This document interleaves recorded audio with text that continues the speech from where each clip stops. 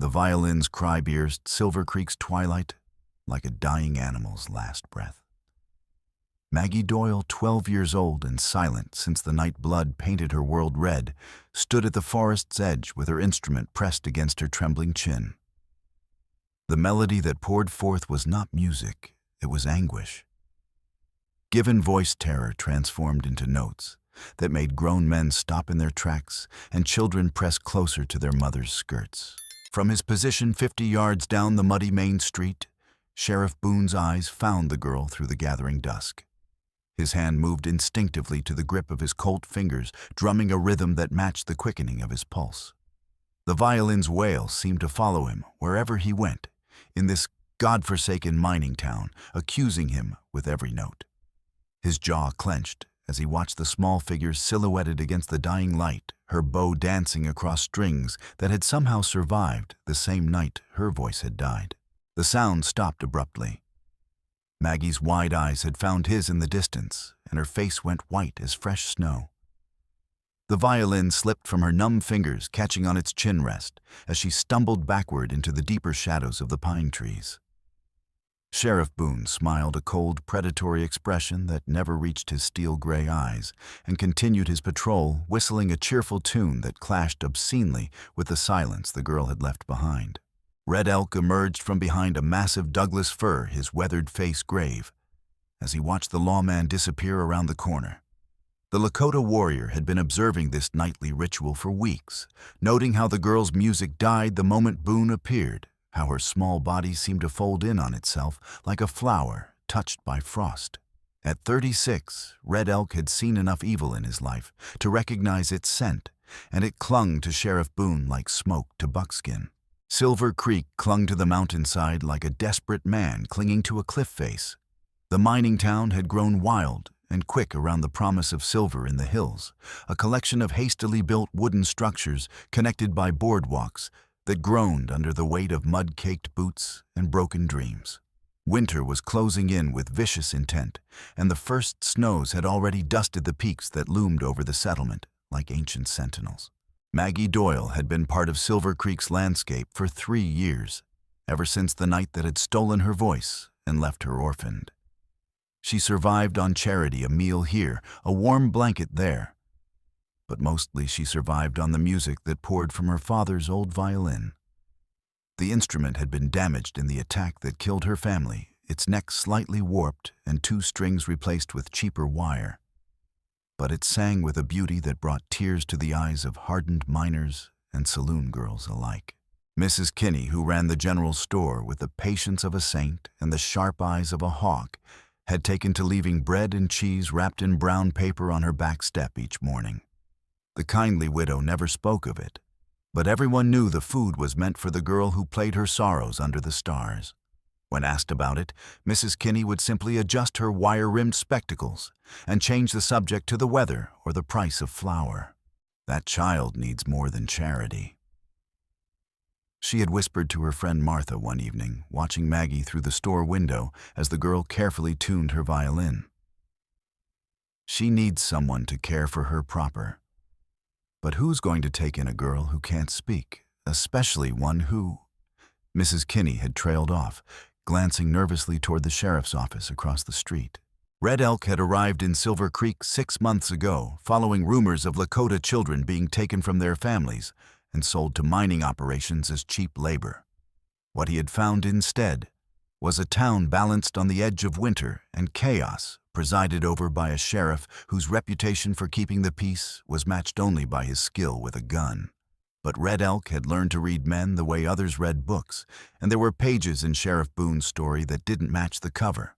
The warrior had made his camp in the forest beyond the town limits, close enough to watch and wait far enough to avoid the suspicious stares that followed him when he ventured into Silver Creek proper. His presence made some of the townsfolk nervous, a tall, silent Lakota with intelligent eyes and calloused hands that spoke of both labor and warfare. But the children seemed drawn to him, especially the few Lakota youngsters whose families worked the mining claims on the outskirts of town. It was during one of these informal gatherings, when Red Elk was teaching a group of children to identify animal tracks in the muddy ground, that Maggie had first approached. She had stood at the edge of the circle violin case, clutched against her chest like armor, watching with eyes that held too much knowledge for someone so young. When the other children dispersed, she had remained finally sitting cross-legged on the ground and opening her case. The music that emerged that evening had been different from the haunting melodies she played for the town. It was quieter, more conversational, as if she were trying to tell Red Elk something important. He had listened without interruption, recognizing the cadence of grief and the rhythm of secrets too dangerous to voice. When she finished, she had looked at him with those enormous dark eyes and mouthed a single word: help. The town's winter festival was 3 days away when everything changed. Silver Creek's annual celebration was a humble affair. A bonfire in the town square, hot cider served from the hotel's kitchen, and whatever music the residents could provide. This year, Mayor Henderson had convinced the town council to make it a proper event, bringing together the white settlers and the Lakota families who worked the smaller claims. It was, he said, a chance to show that Silver Creek was a civilized place where different peoples could coexist in peace. Sheriff Boone had been notably absent from these planning meetings, claiming his duties kept him too busy to worry about festivities. But Red Elk had seen him in deep conversation with his deputy Cole Brennan, and their heads bent over documents that they quickly concealed when others approached. There was something about their secretive manner that set Red Elk's teeth on edge, a familiar tension that reminded him of the moments before an ambush. The trouble began with what appeared to be a simple accident. Maggie was playing in the town square that evening, her music drawing the usual crowd of miners ending their shifts and women finishing their shopping. The melody was particularly haunting that night, a lament that seemed to echo off the wooden buildings and rise into the star-filled sky. Even the horses tied to the hitching posts seemed to calm at the sound, their ears pricking forward attentively. Sheriff Boone appeared at the edge of the square, just as Maggie reached the crescendo of her piece. The moment she saw him, her bow stuttered across the strings, producing a harsh, discordant note that made everyone wince. The violin's voice cracked like breaking glass, and Maggie's hands began to shake so violently that she nearly dropped the instrument. The crowd, which had been listening in respectful silence, began to murmur with concern. Now what's all this commotion?" Sheriff Boone called out in his smooth, authoritative voice, striding into the square with his usual confident swagger. He cut an impressive figure, tall and broad-shouldered, with silver hair that caught the lamplight and a badge that gleamed on his vest. "Folks trying to get some rest after a hard day's work, and here we have this disturbance." Mrs. Kinney stepped forward, her chin raised defiantly. "Sheriff, the child is just playing music. Nothing wrong with that, surely." "Of course not, Mrs. Kinney." Boone replied, his smile never wavering, even as his eyes remained cold. "But we have to consider the effect on our more sensitive residents. Some of the children have been having nightmares, and their parents think it might be connected to these performances." Red Elk watched from the shadows. As Maggie pressed herself against the wall of Henderson's hotel, the violin clutched to her chest like a shield. Her lips were moving soundlessly, and he could read the shape of the words, "No, no, no." The terror in her eyes was so raw, so absolute, that it made his own heart race with sympathetic panic. Young Tommy Brennan, the deputy's 8-year-old son, had been standing near Maggie when her music faltered. The boy had always been kind to the mute girl, sometimes sharing his penny candy or walking her to safety when the saloon patrons got too rowdy. Now he stepped forward with the fearless honesty of childhood. "Pa says Miss Maggie's music is the most beautiful thing in Silver Creek." Tommy declared, his young voice carrying clearly across the square. "He says it reminds him of angels singing." Sheriff Boone's expression darkened almost imperceptibly, but Red Elk caught the change. "Well, Tommy, that's very sweet of you to say. But sometimes what sounds like angels to one person sounds like something else entirely to another." The crowd began to disperse uneasily, sensing the tension that crackled between the sheriff and the silent girl. As people drifted away, Red Elk noticed Maggie making frantic gestures toward the violin case at her feet.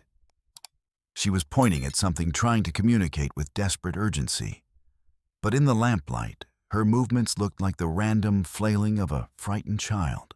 That night, Red Elk waited in the forest until the town settled into sleep. Then he made his way to the spot where Maggie usually played, searching for whatever had caused her such distress. In the mud near where she had stood, he found fresh boot prints larger than a child's, with a distinctive worn heel that left a unique mark.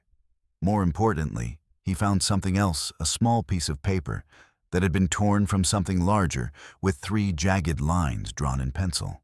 The symbol meant nothing to him at first, but as he studied it by moonlight, a chill ran down his spine. He had seen those 3 lines before, carved into a tree near the burned remains of a homestead he had discovered during his travels. The local marshal had told him it was the calling card of a gang called the Reaver's Brutal Men, who left that mark at the scene of their worst crimes. Red Elk spent the next day making discreet inquiries around town, piecing together fragments of Silver Creek's recent history. What he learned made his blood run cold. 3 years ago, a family named Doyle had been murdered at their homestead 5 miles outside of town. The official report filed by Sheriff Boone stated that it was the work of drifters, probably the same gang that had been terrorizing settlements throughout the territory. But there were inconsistencies in the story that gnawed at Red Elk like a persistent ache. Why had only 1 child survived when the attackers had been thorough in their destruction of the property? How had Maggie managed to escape when her parents and 2 brothers had been killed in their beds? And why had she been found clutching her father's violin? Its neck cracked and its strings snapped, as if she had used it to defend herself. Mrs. Kinney, when pressed gently for details, revealed more than she probably intended. Poor little thing was in shock for weeks. She confided, glancing around nervously, as if afraid of being overheard. Wouldn't eat, wouldn't sleep. Just sat in the corner of the church rocking back and forth with that broken violin. Father Miguel thought she might never speak again, and he was right. Did she ever try to communicate what happened? Red Elk asked carefully. Oh, she tried, bless her heart. Kept drawing pictures, terrible, violent pictures that made no sense. Sheriff Boone said it was just trauma, that children sometimes invent things when they can't understand what really happened. He said it was kinder to let her forget. Mrs. Kinney's voice dropped to a whisper. But there was one picture that bothered me. She drew a man with a star on his chest, and she colored it all in black. That evening, Red Elk positioned himself where he could observe both the sheriff's office and the spot where Maggie usually played. He didn't have to wait long. As the sun set behind the mountains, painting the sky in shades of amber and blood, the girl appeared with her violin case. But tonight, she didn't go to her usual spot in the town square. Instead, she walked to the edge of the forest and sat on a fallen log, opening her case with trembling hands. The music that emerged was different, more urgent, more desperate. It rose and fell like a voice trying to speak, like words being shaped by a throat that had forgotten how to form them. Red Elk found himself leaning forward, straining to understand what she was trying to say through the only voice she had left. Then Sheriff Boone appeared, stepping out of the shadows so suddenly that both Red Elk and Maggie jumped. The lawman moved with the easy confidence of a predator approaching cornered prey, his hand resting casually on his gun belt. Now, Maggie. Boone said, his voice carrying that same false warmth he had used in the town square. What did we talk about? This music of yours is upsetting people.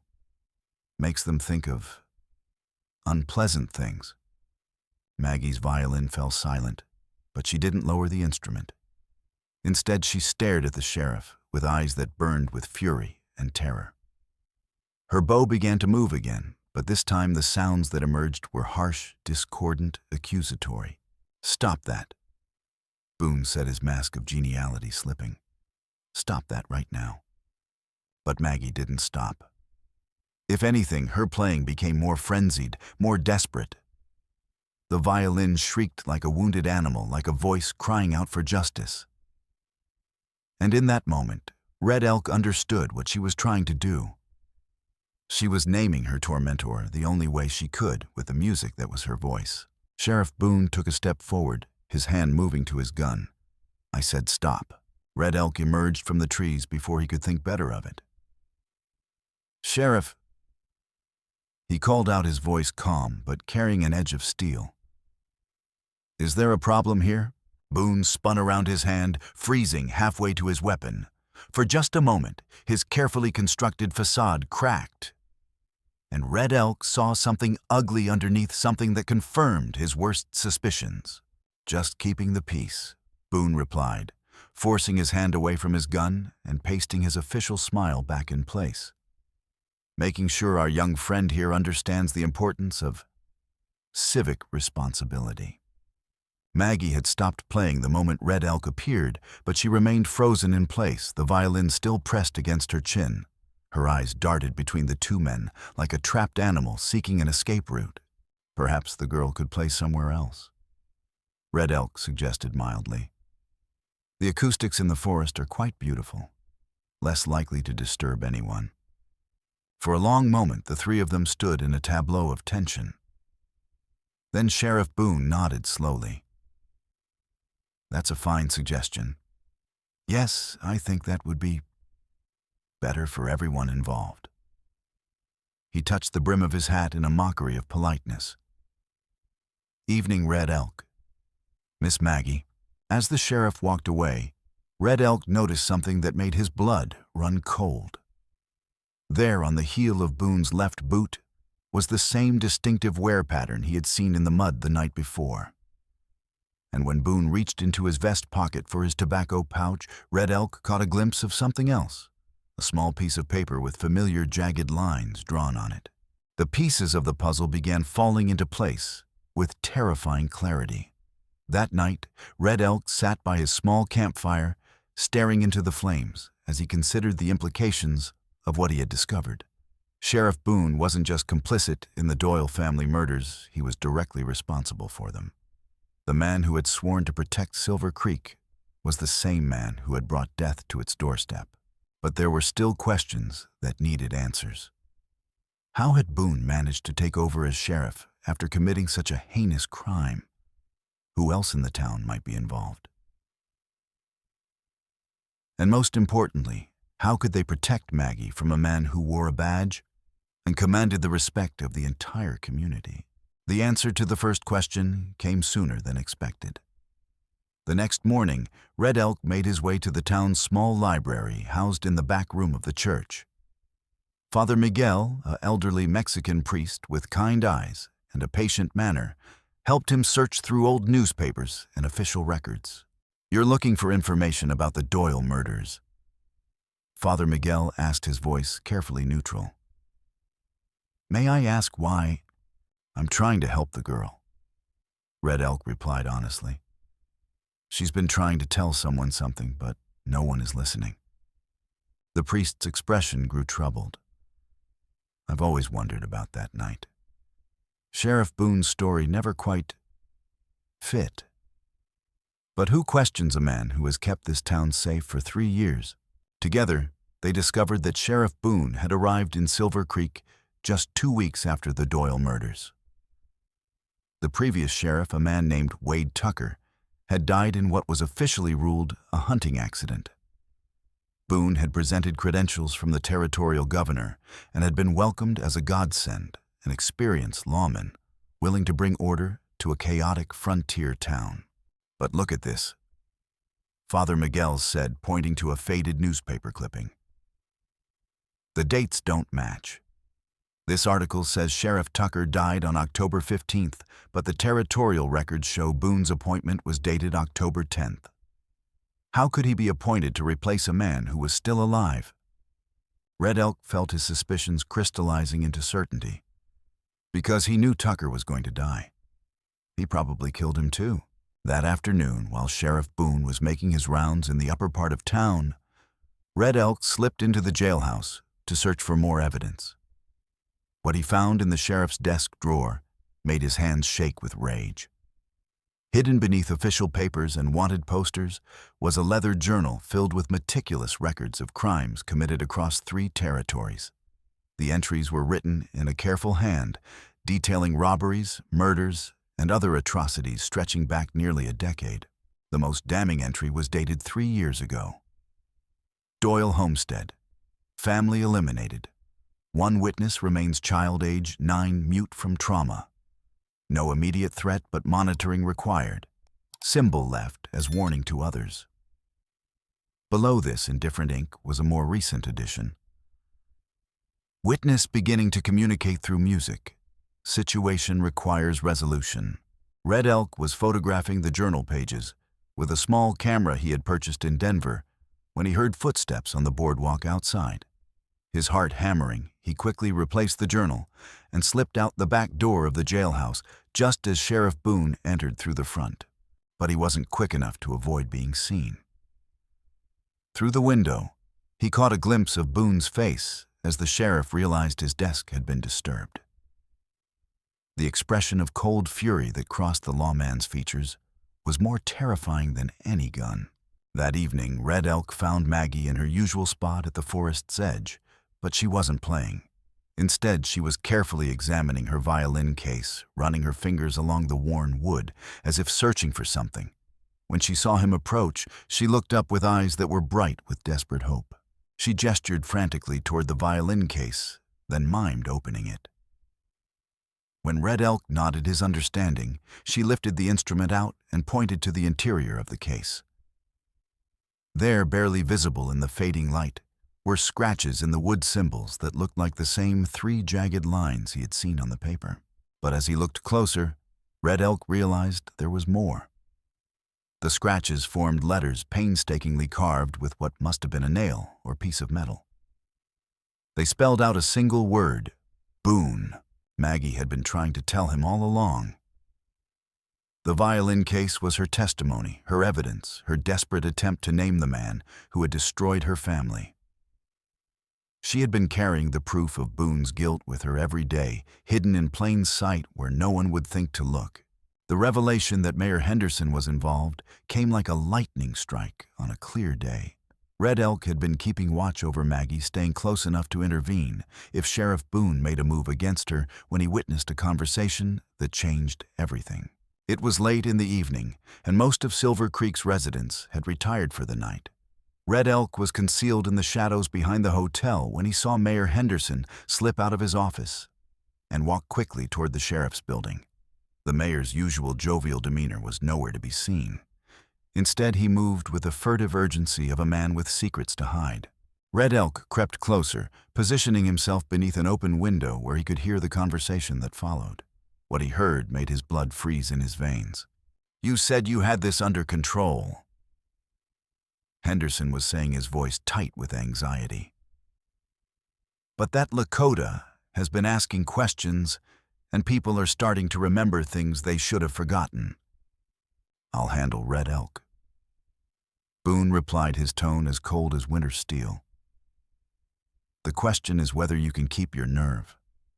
We're too close to completion to let sentimentality ruin everything now." "Completion." Henderson's voice cracked. "Jack, we agreed this was just about survival. You said if we could establish legitimate identities here, we could leave the old life behind. But you're talking about killing children now. The girl is a threat to everything we've built." Boone snarled. "She was there that night, Samuel. She saw everything, and now she's found a way to communicate what she knows." "Samuel." Red Elk filed the name away, understanding now that Mayor Henderson was not just an accomplice, but an original member of the gang that had terrorized the territory. The jovial, civic-minded politician was just another mask, another lie in a web of deception that had fooled an entire town. "The festival is tomorrow night." Henderson continued, his voice barely above a whisper. "Half the territory will be here. If something happens to the girl, then it will look like an accident." Boone finished. "A tragic fire, perhaps. Or maybe she'll simply disappear into the wilderness. These things happen on the frontier. Red Elk had heard enough. He slipped away from the window and began moving through the town's back alleys, his mind racing as he formulated a plan. He needed to get Maggie to safety, but he also needed proof of what he had discovered. The journal in Boone's desk would be evidence, but he would need witnesses, people who could corroborate his story and stand up to the sheriff's authority. The first person he thought of was Father Miguel. The priest had already expressed doubts about the official story of the Doyle murders, and his position in the community would lend credibility to any accusations against the sheriff. But approaching the church at this hour would be dangerous. Boone and Henderson would likely be watching anyone who might pose a threat. Instead, Red Elk made his way to Mrs. Kinney's general store. The elderly woman lived in a small apartment above her shop, and she had shown genuine concern for Maggie's welfare. If anyone could be trusted to help protect the girl, it would be her. Mrs. Kinney answered his quiet knock at her back door, wearing a nightgown and a worried expression. "Red Elk. What's wrong, is it, Maggie?" "She's in danger," he said without preamble. "Sheriff Boone plans to kill her tomorrow night during the festival." The old woman's face went white, but she didn't question his statement. Instead, she stepped aside to let him enter. "I knew it," she whispered. "I've always known there was something wrong about that man. The way he looks at that poor child. It's not natural." Red Elk quickly explained what he had discovered, showing her the photographs he had taken of Boone's journal and describing the conversation he had overheard between the sheriff and the mayor. Mrs. Kinney listened in growing horror, her hands pressed to her mouth. "Samuel Henderson, too," she breathed. "But he's been such a champion for this town. He organized the festival to bring people together. He organized it to provide cover for murder." Red Elk corrected grimly. With so many people around, Maggie's disappearance would be easy to hide. By the time anyone realized she was missing, it would be too late. Mrs. Kinney straightened and Red Elk saw steel enter her spine. "What do you need me to do?" The winter festival dawned crisp and clear, with fresh snow dusting the mountain peaks and excitement crackling through Silver Creek like electricity before a storm. By mid-afternoon, visitors from surrounding settlements had begun arriving, miners from the higher claims ranchers from the valley, even a few families from the territorial capital, who had come to see the much-talked-about cooperation between white settlers and Native Americans. Red Elk watched the preparations from his concealed position in the forest, noting how Sheriff Boone and Mayor Henderson moved through the crowd with their usual public personas firmly in place. Boone was the stalwart protector, shaking hands and offering reassurances about safety. Henderson was the gracious host, welcoming visitors and explaining the festival's significance as a symbol of unity and progress. But Red Elk could see the tension beneath their performances. Both men kept glancing toward the forest edge where Maggie usually played, and he noticed Deputy Cole positioning himself strategically around the town square. Whatever they had planned would happen tonight under cover of celebration and chaos. Mrs. Kinney had done her part beautifully. Following Red Elk's instructions, she had spread word that Maggie would be performing a special piece that evening, a musical tribute to her late family that would close the festival. The story had traveled quickly through the gathered crowd, generating exactly the kind of attention that would make the girl's disappearance immediately noticeable. As the sun began to set, Red Elk made his way to the small cabin where he had hidden Maggie that morning. The girl was sitting on the rough wooden floor, her violin case open beside her, but she wasn't playing. Instead, she was carefully using a small knife to pry something from inside the instrument itself. "What is it?" he asked quietly, kneeling beside her. Maggie looked up at him with eyes that blazed with purpose. She had been working on this all day, he realized, using tools he had provided to extract something from a hidden compartment in the violin's body. As he watched, she finally succeeded in removing a small, tightly folded piece of paper. With trembling fingers, she unfolded the paper to reveal a map drawn in faded ink. It showed the locations of at least a dozen homesteads and settlements, each marked with dates and cryptic notations. At the center of the map was Silver Creek, circled in red and labeled Base of Operations. Your father hid this. Red Elk breathed understanding, flooding through him. He knew they were coming. Maggie nodded vigorously, then pointed to one of the notations near her family's homestead. It read, Sheriff Tucker, eliminated Oct 15, replacement secured. Below that, in different handwriting, witness identified, monitoring for developments. The map was more than evidence of the Reavers' crimes. It was proof of a conspiracy that reached beyond Silver Creek to encompass an entire network of corruption and murder. Red Elk realized that Boone and Henderson weren't just hiding their past. They were actively continuing their criminal enterprise under the cover of legitimate authority. A commotion outside interrupted his thoughts. Through the cabin's single window, he could see torches moving through the forest, accompanied by the sound of men's voices calling out in mock concern. Maggie, Maggie, where are you, child?" Sheriff Boone's voice carried clearly through the trees. "We're worried about you, sweetheart. The festival's about to start, and everyone's expecting your performance." Red Elk and Maggie exchanged a look of grim understanding. Their enemies had grown tired of waiting and had decided to force the confrontation.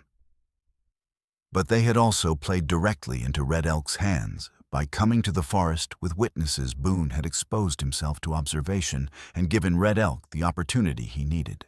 Maggie picked up her violin with steady hands, her fear replaced by a determination that reminded Red Elk of warriors he had known. She looked at him and mouthed a single word, "Ready." The confrontation began with music. As Sheriff Boone and his search party approached the cabin, Maggie stepped outside with her violin and began to play. But this was not the haunting, melancholy music the town had grown accustomed to hearing. This was something entirely different, a fierce, defiant melody that seemed to challenge the very darkness that had surrounded her for 3 years. The sound stopped the searchers in their tracks. Even Boone, who had been calling out false words of concern, fell silent as the violin's voice rose through the trees. The melody was complex, angry, accusatory, and absolutely fearless. It was the sound of a witness, finally ready to give testimony. "There you are," Boone said, his mask of concern slipping as he stepped into the clearing around the cabin. "We've been looking everywhere for you, Maggie. People are starting to worry."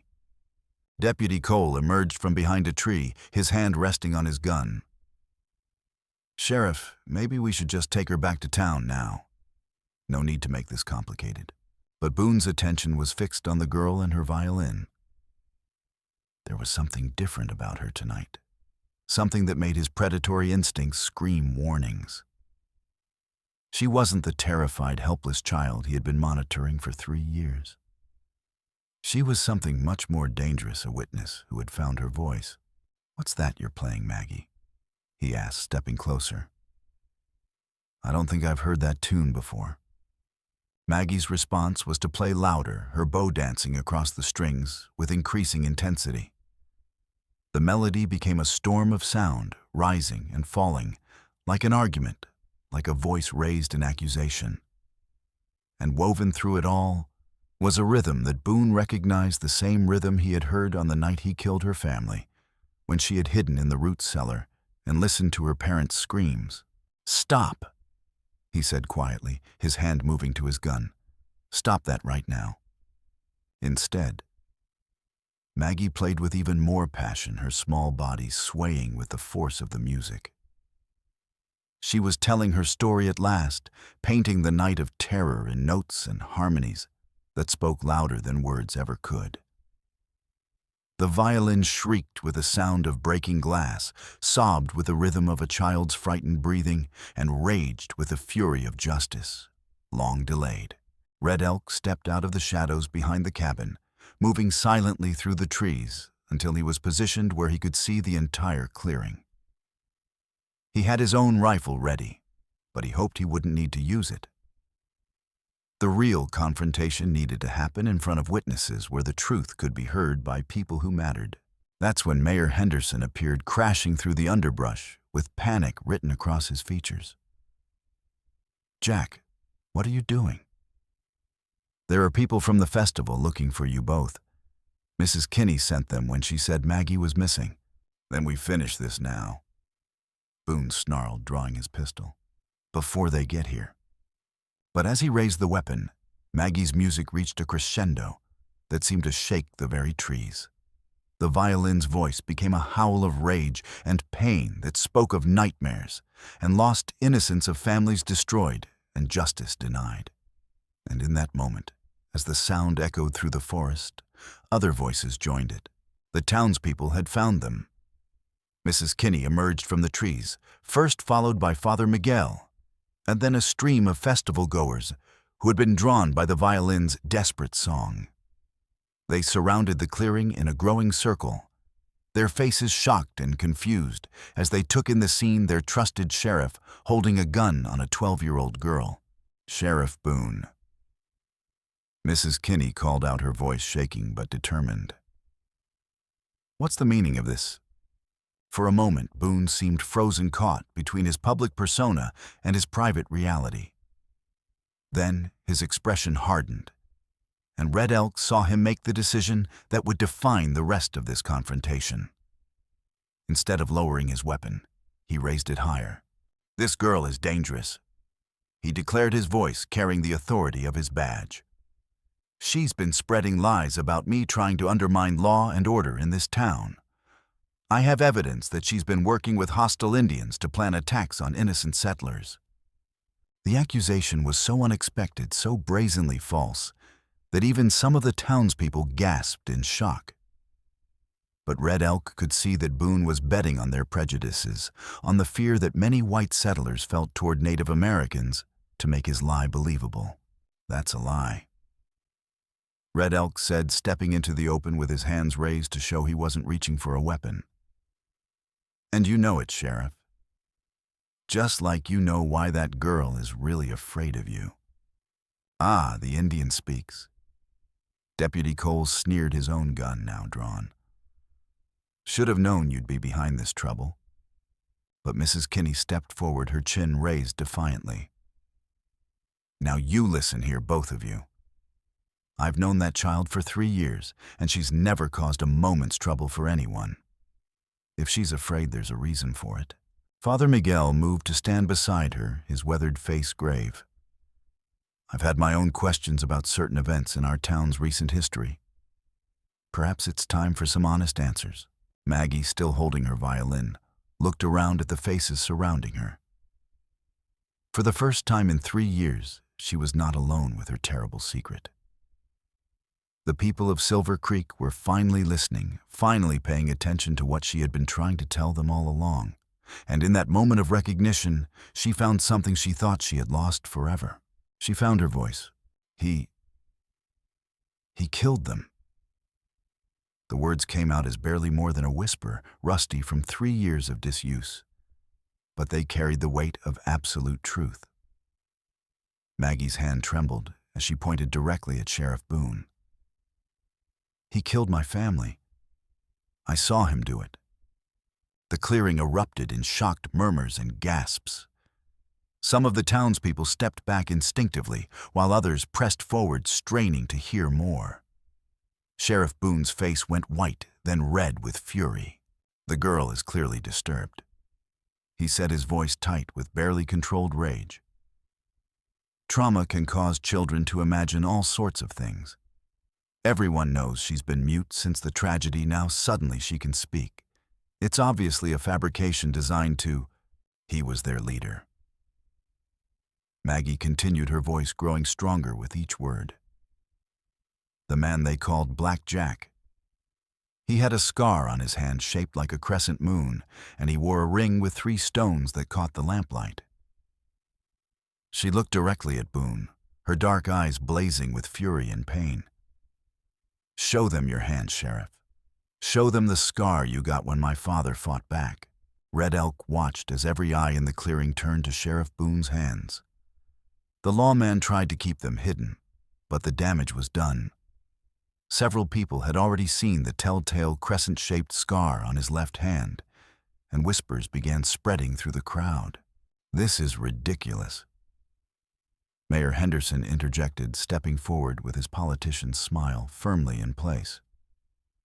"Surely we're not going to take the word of a traumatized child over that of a respected lawman who has served this community faithfully for 3 years." But Maggie was far from finished. 3 years of silence had not dulled her memory. If anything, the forced quiet had sharpened every detail of that terrible night until they blazed in her mind like brands. "You were there too," she said, turning to face the mayor. "You tried to stop him from killing me. You said I was just a child, that we should leave me alone. But he said witnesses were too dangerous." Henderson's carefully constructed facade cracked like thin ice. I don't know what you're talking about. I've never seen this child before tonight. You have a birthmark on your neck," Maggie replied with devastating precision. "Shaped like a teardrop. My mother saw it when you pulled down your bandana to argue with him. She told me to remember everything to be a witness. So I remembered." The mayor's hand flew instinctively to his neck, where the collar of his shirt had indeed been hiding a distinctive birthmark. The gesture was as good as a confession, and the crowd's murmurs grew louder and more agitated. Red Elk chose that moment to produce the photographs he had taken of Sheriff Boone's journal. "I have evidence to support everything she's saying," he announced, holding up the images. "Sheriff Boone has been keeping detailed records of his crimes for years. The murder of the Doyle family is just one entry in a long list of atrocities." Sheriff Boone's composure snapped entirely. "Enough!" he roared, swinging his pistol toward Red Elk. "I don't know what game you people think you're playing, but it ends now. Cole, secure the Indian. We'll deal with the girl later." Deputy Cole started to move, but his path was blocked by Mrs. Kinney, who planted herself directly in front of Red Elk with her arms spread wide. "You'll have to go through me first," she declared, her voice shaking but determined. Father Miguel stepped up beside her, followed by several other townspeople. "And me," the priest said quietly. "If there's truth to be told here, it will be told." For a moment, it seemed as though the standoff might end in bloodshed. Sheriff Boone's gun was still pointed at the crowd, his finger tight on the trigger, while Deputy Cole looked frantically between his boss and the growing wall of angry townspeople. Then Maggie raised her violin one more time. The melody that emerged was unlike anything she had ever played before. It was pure, clear, and heartbreakingly beautiful. A song of loss and love of pain, transformed into something transcendent. It was her mother's lullaby, the one she had hummed while tucking her children into bed on the night they died. It was her father's work song, the tune he whistled while fixing fences and mending tools. It was her brother's laughter turned into music that could heal even the deepest wounds. The music seemed to cast a spell over the entire clearing. Even Sheriff Boone hesitated, his gun wavering, as memories he had tried to bury came flooding back. For just a moment, the hardened killer remembered what it felt like to hear a child's voice raised in innocent song, and the weight of what he had destroyed crashed down on him like an avalanche. In that moment of hesitation, Red Elk struck. The final confrontation erupted with the sudden violence of a summer thunderstorm. Red Elk's tackle carried both him and Sheriff Boone to the ground in a tangle of limbs, the lawman's pistol discharging harmlessly into the air. The gunshot shattered the spell cast by Maggie's music and sent the crowd of townspeople scrambling for cover behind trees and rocks. Deputy Cole brought his own weapon to bear, but his target was blocked by the struggling men. He moved closer, trying to get a clear shot at Red Elk, only to find his path blocked by an unexpected ally. Tommy Brennan, the deputy's 8-year-old son, threw himself at his father's legs with a child's desperate strength. "Pa, don't," the boy cried, his voice high and frightened. "Miss Maggie is telling the truth. I heard you talking to Sheriff Boone about making her go away," Cole's face went ashen as he realized his son had overheard conversations that were never meant for young ears. For a crucial moment, his attention wavered between his loyalty to Boone and his love for his child. That moment was all Red Elk needed. The Lakota warrior broke free from his struggle with Sheriff Boone and dove for Cole's gun, grasping the deputy's wrist and forcing the weapon skyward. The two men grappled desperately, their boots churning the forest floor into muddy chaos. Behind them, Boone was struggling to his feet, his face bloodied, but his eyes still blazing with murderous intent. Mayor Henderson saw his opportunity and began backing toward the trees, clearly intending to flee, while everyone's attention was focused on the fighting. But Maggie's sharp eyes caught the movement, and her voice rang out clear and strong. "Don't let him get away. He knows where they hid the rest of the stolen money." Her words galvanized the townspeople who had been watching the fight with shocked fascination. Several of the younger men lunged for Henderson, tackling the fleeing mayor before he could reach the cover of the trees. His politician's dignity vanished as he struggled frantically, his expensive suit tearing on branches and rocks. Meanwhile, Red Elk had managed to disarm Deputy Cole, but Sheriff Boone had retrieved his own pistol and was advancing with deadly purpose. The lawman's face was a mask of cold fury, his carefully maintained facade completely abandoned. This was Blackjack Morrison in all his vicious glory, the killer who had terrorized 3 territories and left a trail of blood in his wake. "Should have minded your own business, Indian," Boone snarled, raising his gun. "Should have let sleeping dogs lie." But before he could fire, another voice cut through the chaos, young and fierce and absolutely fearless. "My name is Margaret Rose Doyle," Maggie declared, standing tall despite the gun pointed in her direction. "My father was William Doyle, my mother was Sarah, and my brothers were James and Michael. You murdered them in cold blood on October 13th, 3 years ago. And I am here to make sure everyone knows what you did." Sheriff Boone's gun swung toward her, but his hand was trembling now. The frightened child he had been hunting had transformed into something he couldn't quite comprehend. A force of justice that refused to be silenced or intimidated. "You were supposed to be dead," he whispered, his voice barely audible. "I came back to check. The root cellar was empty. I thought you had wandered off and died in the woods." "I survived," Maggie replied simply. "And I remembered everything, every word, every face, every detail. I've been waiting 3 years to tell someone who would listen." Boone's finger tightened on the trigger, but Red Elk was already moving. The warrior's thrown knife caught the sheriff in the shoulder, spinning him around and sending his shot wild. Boone stumbled, clutching the bleeding wound, his weapon falling from nerveless fingers. The fight was over. Deputy Cole had surrendered, sinking to his knees, with his hands raised, while his young son clung to his legs, weeping. Mayor Henderson was securely held by angry townspeople who were beginning to understand the scope of the deception that had been practiced upon them. And Sheriff Boone Blackjack Morrison lay bleeding in the pine needles, his reign of terror finally at an end.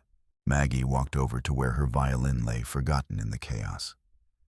She picked it up gently, checking it for damage with the care of someone handling a precious relic. The instrument had been her voice, when she had none her companion in the darkest hours, her weapon against the silence that had nearly consumed her. Now finally she had found her true voice again. The aftermath of that night rippled through Silver Creek like waves from a stone dropped in still water. Sheriff Boone, whose real name it turned out was Jackson Morrison, was transported to the territorial capital under heavy guard to await trial for multiple counts of murder, robbery, and fraud. The journal Red Elk had discovered provided evidence linking him to crimes spanning nearly a decade and covering 3 territories. Mayor Henderson, whose real name was Samuel Hutchinson, proved more willing to cooperate with authorities in exchange for a reduced sentence. His testimony revealed the full scope of the Reavers' operations, including the locations of several caches of stolen gold and silver that had been hidden throughout the region. The recovery of this treasure would eventually provide some restitution to the families of the gang's victims, though no amount of money could truly compensate for lives lost. Deputy Cole presented a more complex case. It became clear through investigation that while he had been complicit in covering up Boone's crimes, he had not been an original member of the Reavers. His involvement had begun as simple corruption, accepting bribes to look the other way, but had gradually escalated as Boone drew him deeper into the web of deception. The fact that his own son had ultimately helped expose the truth weighed heavily in his favor during sentencing. The town of Silver Creek struggled to come to terms with the revelation that their trusted leaders had been criminals in disguise. Some residents felt betrayed and angry, while others expressed guilt for not recognizing the signs earlier. There were heated debates about who could be trusted and how such a deception could be prevented in the future. Through it all, Maggie became something of a local celebrity. Her courage in finally speaking out despite years of terror and trauma inspired others to come forward with their own stories of intimidation and suspicious activities they had witnessed but been afraid to report. The territorial newspaper sent reporters to interview her, dubbing her the girl who broke the silence, in headlines that spread her story across the region. But the attention, while well-meaning, sometimes overwhelmed the 12-year-old girl, who had spent 3 years learning to be invisible. It was Red Elk who provided the stability and protection she needed during this difficult transition period. The Lakota warrior had been officially appointed as her guardian by the territorial court, a decision that raised some eyebrows, but was ultimately supported by testimonials from Mrs. Kinney Father Miguel and other prominent townspeople who had witnessed his dedication to her welfare. Red Elk proved to be not just a protector, but a patient teacher, helping Maggie rebuild her confidence in speaking, while never pressuring her to abandon the violin that had been her voice for so long. He taught her traditional Lakota songs and listened with genuine interest as she began composing her own pieces music that reflected her journey from terror through healing toward hope. Mrs. Kinney remained a constant presence in Maggie's life, providing the maternal figure the girl had lost so tragically. The elderly shopkeeper had been profoundly affected by the revelation of how close she had come to losing Maggie to Boone's violence, and she threw herself into ensuring the girl had everything she needed to thrive. Her general store became an unofficial headquarters for coordinating Maggie's education, medical care, and social development. Father Miguel also played a crucial role in Maggie's recovery, helping her process the complex emotions surrounding her family's murder and her own survival. The elderly priest had experience dealing with trauma and grief, and his gentle guidance helped Maggie understand that her survival was not something to feel guilty about, but rather a gift that carried responsibilities. As winter deepened and the first anniversary of her testimony approached, Maggie made a decision that surprised everyone. She announced her intention to perform a special concert, not for the crowds of curious visitors who still occasionally came to Silver Creek hoping to meet the famous witness girl, but for the people who had become her new family. The concert took place on a clear, cold evening in the town square, where Maggie had once played for charity coins. But this time, the gathering was by invitation, only a small group of people who had earned the right to share in this moment through their love, support, and sacrifice. Mrs. Kinney sat in the front row, her hands folded in her lap, and tears already shining in her eyes. Father Miguel was there, along with several of the townspeople who had stood with them that night in the forest. Even young Tommy Brennan was present, his face serious and attentive, as he waited for the music to begin. Red Elk stood nearby, not as a guardian, but as a friend ready to offer support if needed, but confident that Maggie no longer required protection from her own memories. She had grown taller over the past months, her face losing some of its childish roundness while gaining the subtle dignity of someone who had faced darkness and emerged victorious. The violin case at her feet was the same battered instrument she had carried through 3 years of silence, but it had been lovingly restored by a craftsman from the territorial capital. The warped neck had been straightened, the cheap replacement strings had been upgraded to finest quality, and the interior had been cleaned and refinished. Hidden beneath the new felt lining was a small plaque that read, "In memory of William Sarah James and Michael Doyle. Their love lives on in music." When Maggie raised the violin to her chin, there was none of the trembling that had once characterized her performances. Her stance was confident, her grip sure, her dark eyes clear and focused. The first notes that emerged were soft and sweet. The lullaby her mother had hummed now played with the technical skill of someone who had spent countless hours practicing and perfecting her craft. But as the melody developed, it became something more complex and sophisticated. This was not the raw emotional outpouring of a traumatized child, but the mature musical expression of a young artist who had learned to transform pain into beauty. The lullaby became a theme that was developed through variations, each one representing a different aspect of her journey. The terror, the silence, the gradual awakening of hope, and finally, the joy of connection with people who truly cared about her.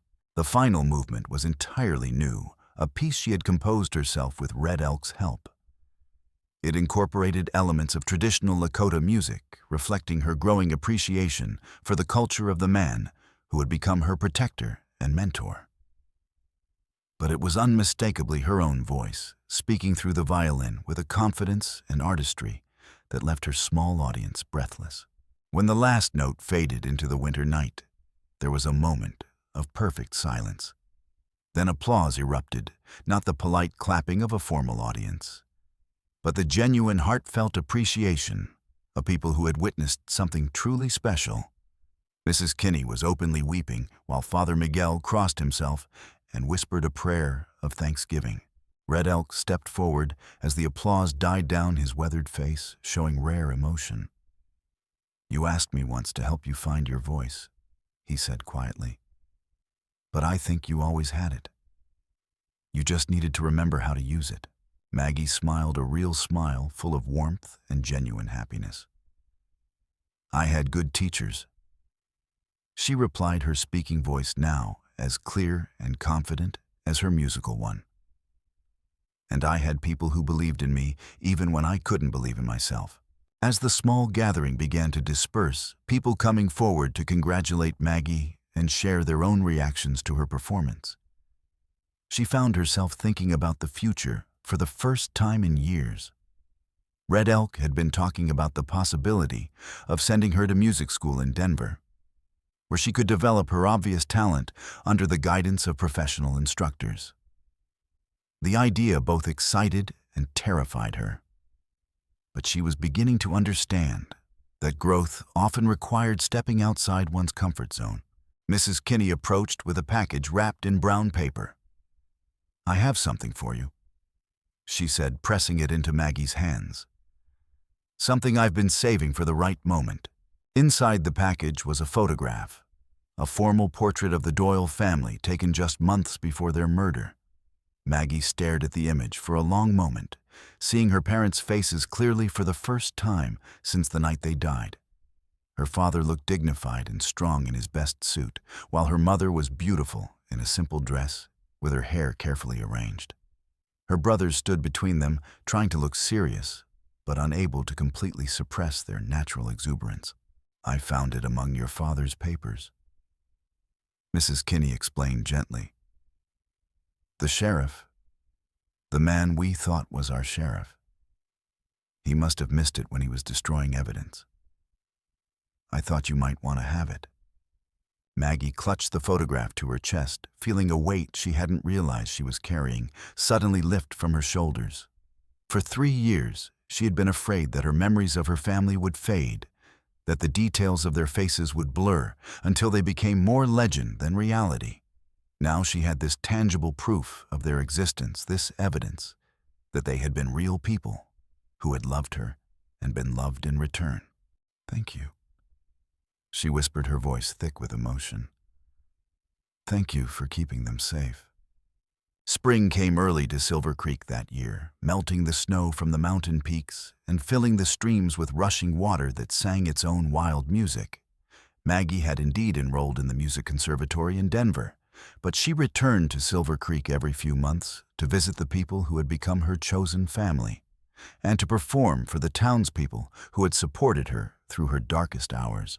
Her musical education was progressing remarkably well. Her professors were amazed by her technical ability and her emotional depth, particularly given her young age and unconventional background. She was studying not just violin, but composition music theory and the history of American folk music. Her own compositions were beginning to attract attention from music publishers who were interested in the unique blend of traditional melodies, classical techniques, and personal storytelling that characterized her work.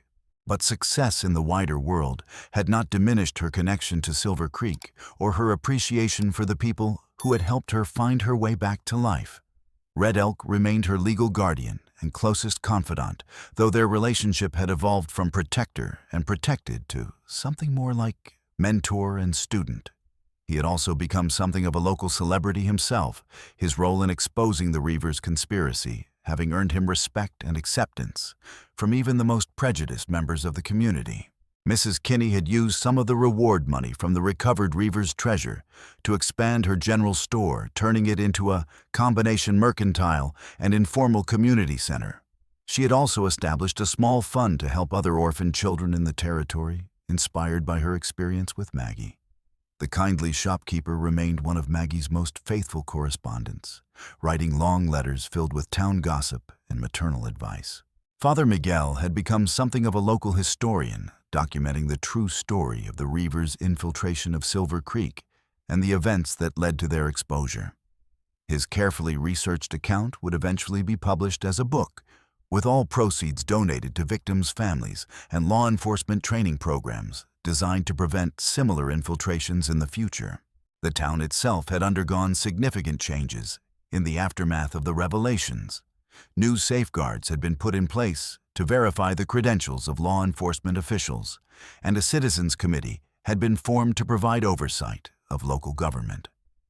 The Winter Festival had been renamed the Unity Celebration, and had become an annual tradition that drew visitors from across the territory, all eager to visit the place where courage and truth had triumphed over deception and violence.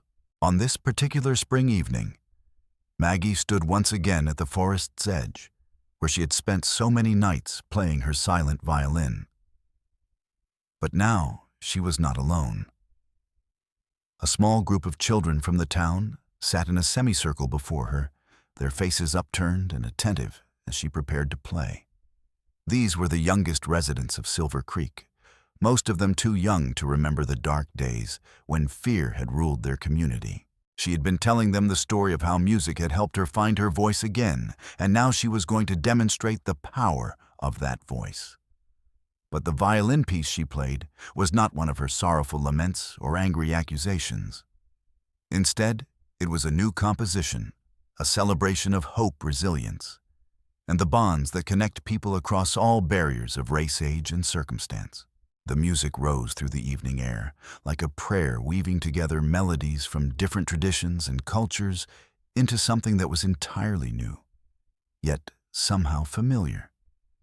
It spoke of loss transformed into wisdom, of fear overcome by courage, and of silence broken by the power of truth. As the last notes faded into the gathering dusk, one of the children, a little girl about the age Maggie had been when her family was murdered, spoke up with the directness of childhood. "Miss Maggie, were you really scared for 3 whole years?"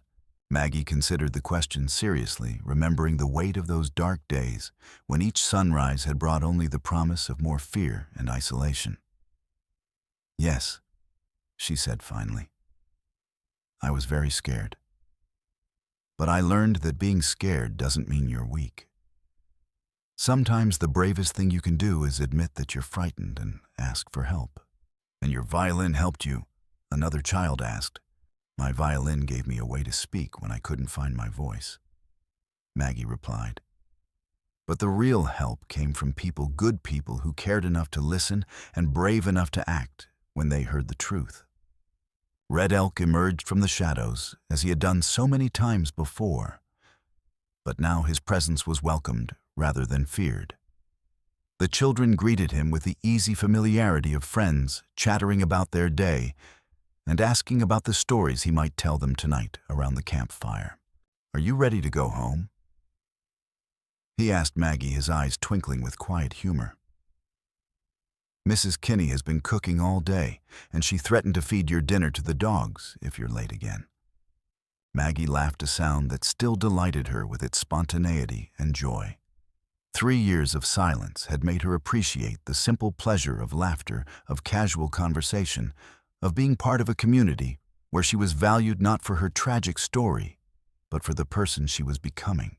As they walked back toward town, the violin case swinging gently in her hand, Maggie thought about the letter she had received that morning from a young woman in Montana who had heard her story and was finding the courage to speak out about her own experiences with violence and trauma. There had been many such letters over the past year, and Maggie had answered everyone, sharing her hard-won wisdom about healing and hope. She was beginning to understand that her story was about more than just her own survival. It was about the power of truth to transform communities, the importance of believing victims, and the possibility of redemption even in the darkest circumstances. Her violin had been the key that unlocked her silence, but it was the people who loved her who had helped her rebuild her life. The stars were coming out as they reached the main street of Silver Creek, their light reflecting off the windows of buildings that had once seemed threatening, but now felt like home. Somewhere in the distance, a coyote called to its pack, and Maggie paused to listen, remembering the night songs that had kept her company during her loneliest hours. But now, she was no longer alone.